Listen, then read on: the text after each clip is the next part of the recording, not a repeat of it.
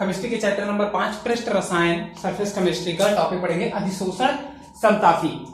इस रिलेशन में बताया गया था, यानी कि इस थ्योरम में बताया गया था कि जो गैस अधिशोषित होती थी, यानी कि जो अधिशोष था एडजॉर्बेट, वो हमारा जिसपे अधिशोषित होता था यानी कि एडजॉर्बेंट, और जिस दाब पे अधिशोषित होता था उनके बीच क्या संबंध है। तो इसमें आप लिखोगे कि इस नियम के अंतर्गत हम अधिशोषित गैस की मात्रा और दाब के बीच संबंध प्राप्त करते हैं, यानी कि अगर दाब बदलेंगे तो गैस की मात्रा कितनी ज्यादा अधिशोषित होगी, इस बारे में हम बात करेंगे। तो इसके लिए भैया एक साइंटिस्ट थे फ्रेंडलिक, उन्होंने ही इसके बारे में नॉलेज में दिया था।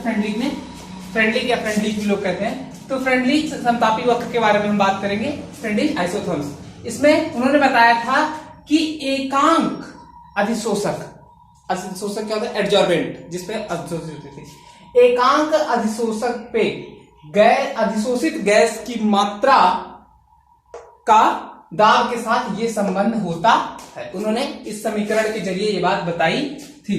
तो जहां पे हमारा x क्या था, अधिशोषित गैस की मात्रा। अच्छा, आपको पता होगा भैया दाब बढ़ाने के साथ हमारा अधिशोषित गैस की मात्रा बढ़ती जाती थी, लेकिन भैया एक बात बताइए, दाब कितना बढ़ाएंगे, अधिशोषित होता रहेगा, लेकिन एक समय ऐसा आएगा कि आप अधिशोषण हो ही नहीं सकता, चाहे आप जितना दाब बढ़ाते चले जाएं।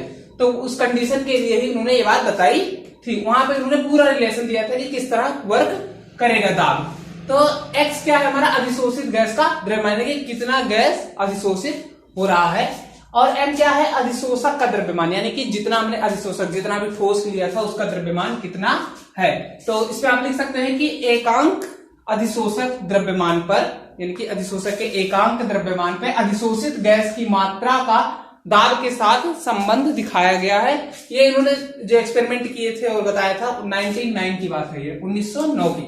P यहाँ पे दाब है, और जो K और N है ये दोनों नियतांक है, और ये जो दोनों के दोनों नियतांक हैं ये निर्भर करते हैं कि जो गैस है उसकी प्रकृति कैसी है, और जो हमारा अधिशोषक है उसका प्रकृति और द्रव्यमान कैसा है, कितना द्रव्यमान है और कितना कैसी प्रकृति है। तो भैया उन्होंने जब ये हमारा बता दिया था इक्वेशन, तो इससे ग्राफ बनाया गया, तो पाया गया कि जो x/m है, यानी कि जितनी गैस की मात्रा एकांक द्रव्यमान अधिशोषक पे अधिशोषित हुई है वो दाब के साथ क्या संबंध बनाती है, मतलब दाब बढ़ाने के साथ। अब इस दिशा में जाएंगे दाब बढ़ेगा, इस दिशा में जाएंगे तो अधिशोषित होने वाले गैस की मात्रा बढ़ेगी।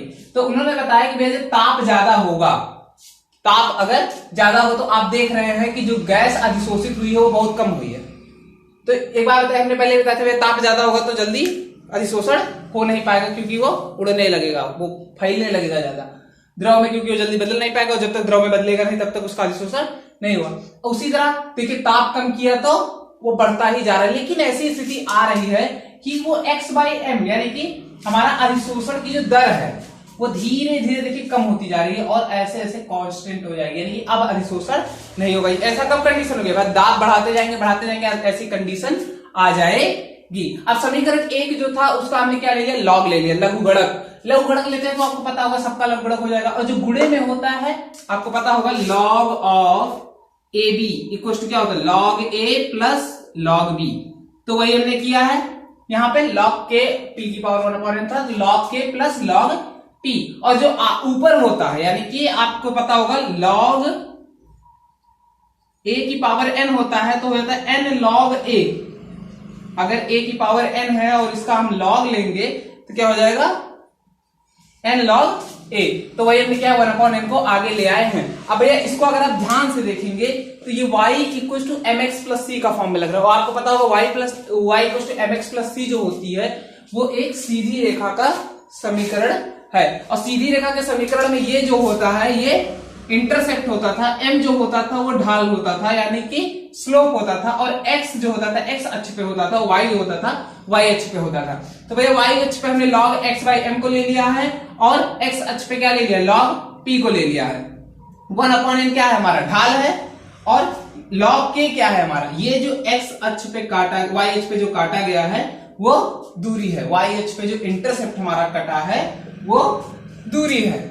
ठीक है, तो अगर भैया ऐसा होगा तभी जाके ये बात होगी कि हाँ एड्जॉर्प्शन हो रहा है, अन्यथा ये बात तय नहीं होगी। अच्छा, ये जो मैं बात कर रहा हूं पूरी की पूरी किसके लिए है? गैस के लिए है। अच्छा, जो 1/n था उसका मान भैया 0 से 1 के बीच में होता है। अब हम थोड़ा सा बस डिफरेंस करेंगे और हमारा द्रव के लिए हो जाएगा।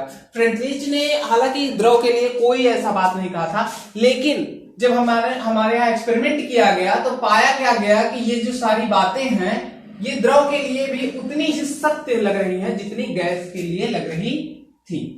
अब ये सारी बातें आपने लिख ली हैं, तो सेम टू सेम यही चीज है जब हम द्रव की बात करेंगे। ग्राफ भी लगभग सेम टू सेम होगा, लगभग क्या पूरी तरह सेम होगा, बस थोड़ा सा अंतर आएगा। अब हम यहां पे लिख देंगे द्रव के लिए। तो वे द्रव के लिए कुछ अंतर नहीं होता है। जैसे वहां पे दाब काम कर रहा था गैस के लिए, वैसे यहां पे द्रव का कंसंट्रेशन यानी कि सांद्रता कार्य करती है। ठीक है, तो हमारा क्या हो जाएगा भैया? सांद्रता, यहां पे आप लिख सकते हो सांद्रता दाब की तरह कार्य करेगी। अच्छा, कौन सी सांद्रता, ये भी थोड़ा सा डिस्कस कर लेते हैं। जैसे कि हमारे पास दो सांद्रता है, एक एडजॉर्प्शन के पहले दूसरी सांद्रता होगी, और जब एडजॉर्प्शन हो जाएगा यानी कि जब अधिशोषण हो जाएगा तो सांद्रता उसकी घट जाएगी। तो कब की सांद्रता की हम बात करेंगे?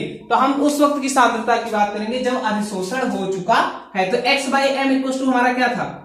Kp⁴1/n। तो बस p की जगह हम क्या कर देंगे? c कर देंगे, और c हमारा क्या हो जाएगा? अधिशोषण के बाद सांद्रता, कंसंट्रेशन आफ्टर एडजॉर्प्शन।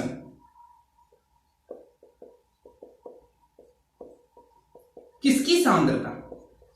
भैया जो द्रव हमारा, ये हमारा ठोस था और इस पर द्रव जो था वो अधिशोषित हो रहा था, उसी की सांद्रता की बात हो रही है। अब ये हो गया भैया। अगर लॉग लोगे तो वहां पे आप लिख सकते हो लॉग लेने पर लवगणक क्या हो जाएगा? Log x/m equal to log k plus 1/n log c। Same to same है। यहां आप ग्राफ में चेंज कर लेंगे, p की जगह c कर देंगे, यहां आप p की जगह c कर देंगे। बस इतना ही आपका हो जाएगा। तो इसी के साथ आपका एडजॉर्प्शन आइसोथर्म जो था वो पूरा का पूरा खत्म हो गया है। बाकी का हम अगले लेक्चर में पढ़ेंगे।